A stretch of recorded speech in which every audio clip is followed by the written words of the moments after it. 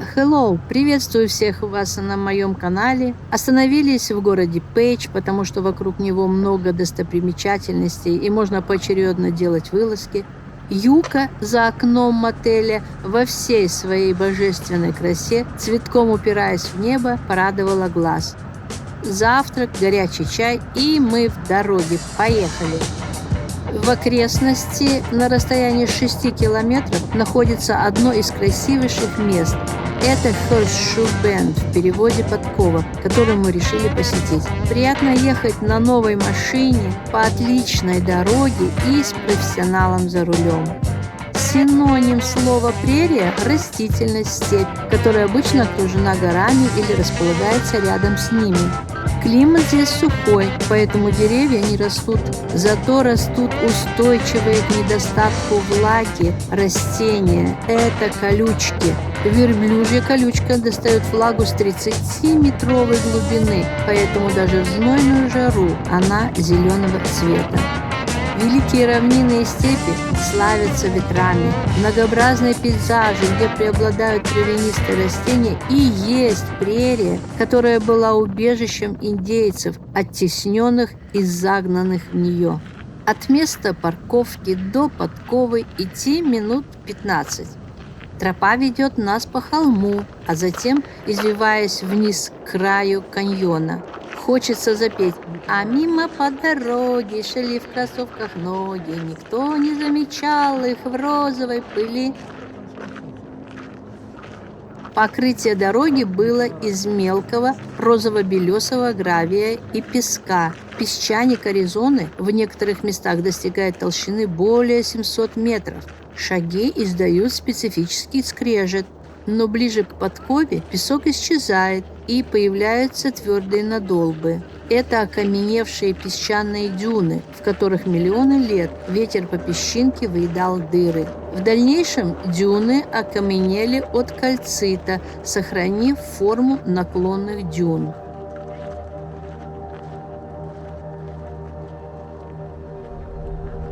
И вот она, подкова реки Колорадо, Horseshoe Bend, во всем своем величии. Дух захватывает. С края каньона прекрасный вид. Я, честно говоря, была удивлена, что нет никаких заграждений на уступе каньона, а ведь его высота превышает 320 метров. Голова идет кругом. Как получилось, что у реки Колорадо такая форма в виде подковы с массивом скалы по центру? Оказывается, более 5 миллионов лет назад, когда только формировалась река Колорадо, она постепенно прирезала себе русло, ведущее к Тихому океану, самым коротким путем. А когда на пути оказывалась крепкая скала, которую не удавалось быстро размыть, река, натыкаясь на более мягкие породы, размывала их и находила себе русло. Река Колорадо протяженностью 2334 километра примечательна тем, что ее неспешное течение столетиями формировало уникальный природный ландшафт. Пришлось прилечь на край каньона, чтобы посмотреть вовнутрь и полюбоваться изгибом реки. Шероховатость скалы тебя как бы притягивает и удерживает. Кстати, среди пород, из которых состоят скалы подковы, есть гематит и платина. И это все на земле индейцев племени Навахо. Какой фантастически красивый вид в бесконечность горизонта! Лишь полоса на дороге является границей с реальностью. Фауна прерии богата разнообразием и состоит из таких млекопитающих, как тушканчики, зайцы, суслики, луговые собачки, степные кошки, волки, лисы, койоты, шакалы и многие другие обитатели. В пустынях и полупустынях проживает много видов пресмыкающих. Нам попалась небольшая шустрая змейка, а из паукообразных черного цвета жук-скоробей. Водятся также скорпионы, фаланги, саранча, ядовитый паук-тарантул и другие.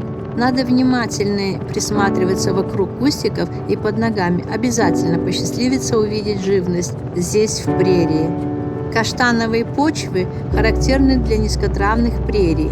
И здесь возможно земледелие, но только нужен полив. Национальные парки Аризоны и Юты – это чистый воздух, красота и уединение. Программа по национализации парков племени Навахо была создана в 1957 году с условием, что все доходы от туризма идут в казну индейцев. Заповедник народа Навахо составляет 25 тысяч квадратных миль. По пути в долину монументов встретился инфоцентр, и мы решили остановиться, чтобы немного размяться. К сожалению, было воскресенье, и все закрыто, кроме сувенирных магазинов.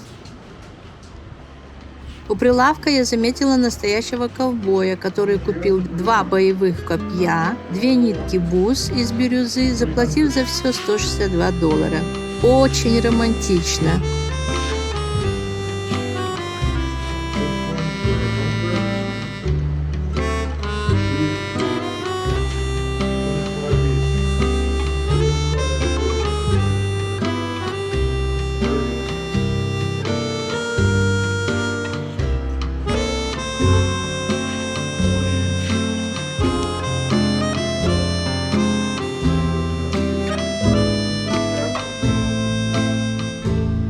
Хочу отметить, что только в Америке, в пустыне, можно увидеть такой чистейший современный туалет. Было очень приятно побывать там.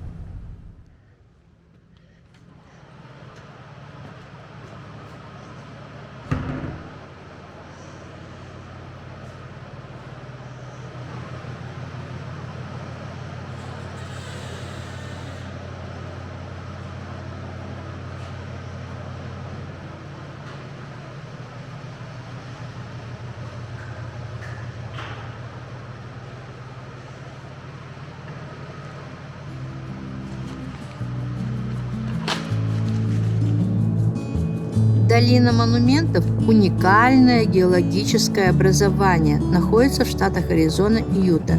Современная история жизни долины начинается с того времени, когда там поселились индейцы племен Навахо.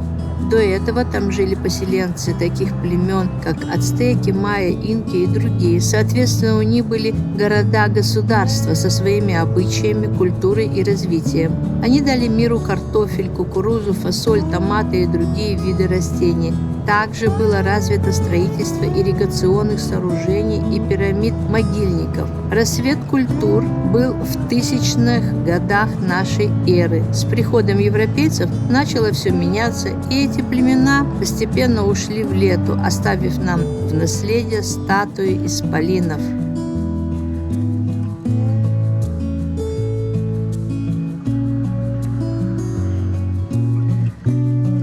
В заповеднике ведется охрана фауны и флоры, поэтому вдоль всей трассы стоят ограждения.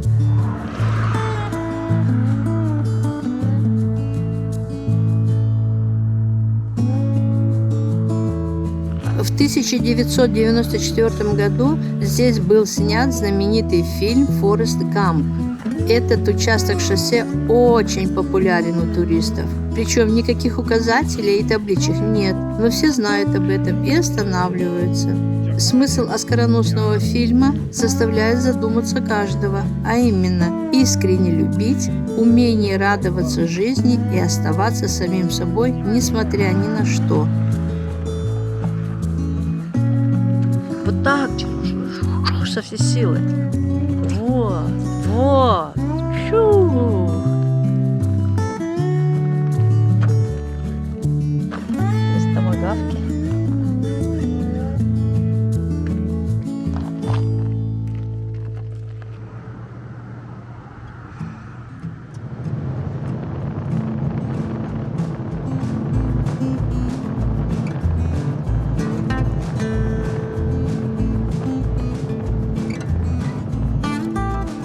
Заехали в гостиницу и на видовую площадку непосредственно в долине монументов.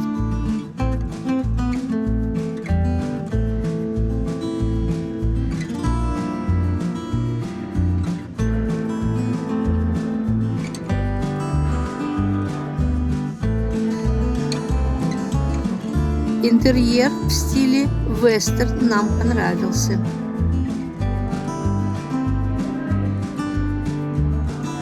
Хотели здесь остановиться, но потом, поразмыслив, решили ехать дальше.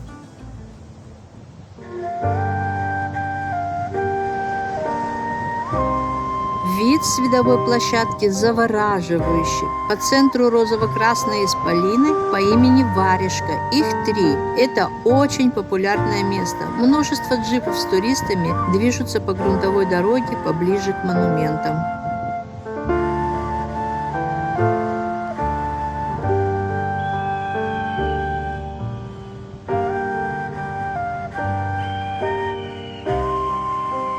Съезжаем на грунтовую дорогу, и хотя она уже утрамбована как асфальт, все равно чувствуется экзотика. Ну здравствуй, дивный древний мир, в котором почти нет людей. Одна окаменевшая статуя сменяется другой, еще более прекрасней. Это работа дождя, ветра, песка и природы.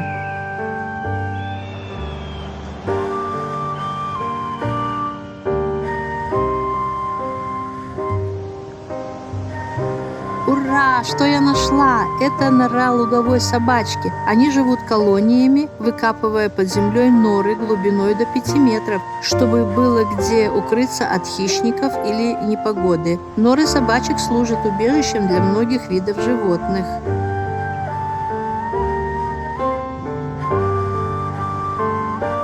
Тотем для индейца – предмет культа, обладающий магической силой. Поверхность скалы растрескалась на несколько различных кусков. Вода, ветер и мороз обточили песчаник и превратились в столбы тотемы.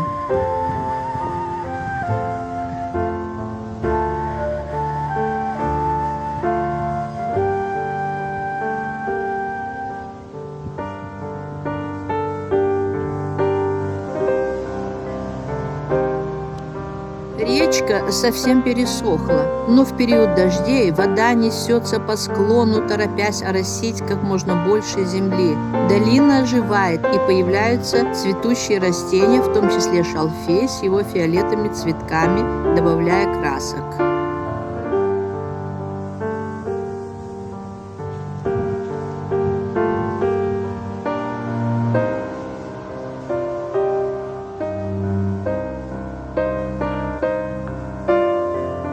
Красные скалы, синее небо, белые облака и чуточку фантазии – отличное сочетание. Как мне повезло побывать в этом уникальном месте.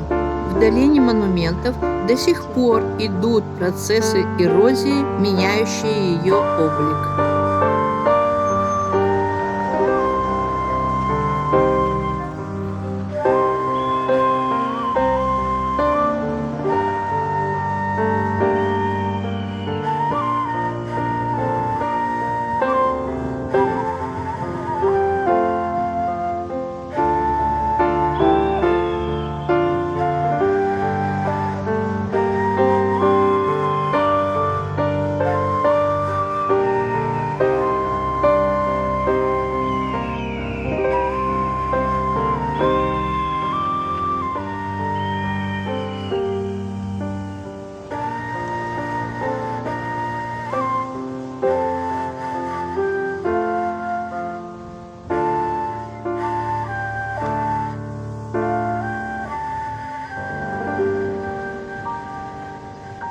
Саксаул – растение пустыни, небольшое дерево высотой 1,5 метра с вильчатым ветвлением, с мощной корневой системой, уходящей на 10 метров. Ствол неровный, крепкий. Конечно, он никого не спасет от знойного солнца летом. Стоит так просто, как экзотика.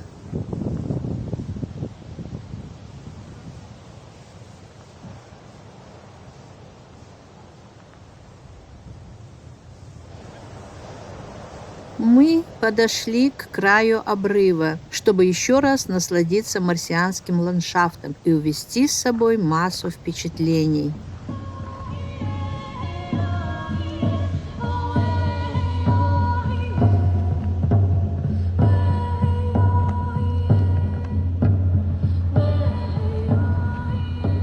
Усталые и умиротворенные, мы возвращаемся на закате дня в мотель. На этом заканчивается мое путешествие по Неваде, Аризоне и Юте. До новых встреч. Спасибо за просмотр.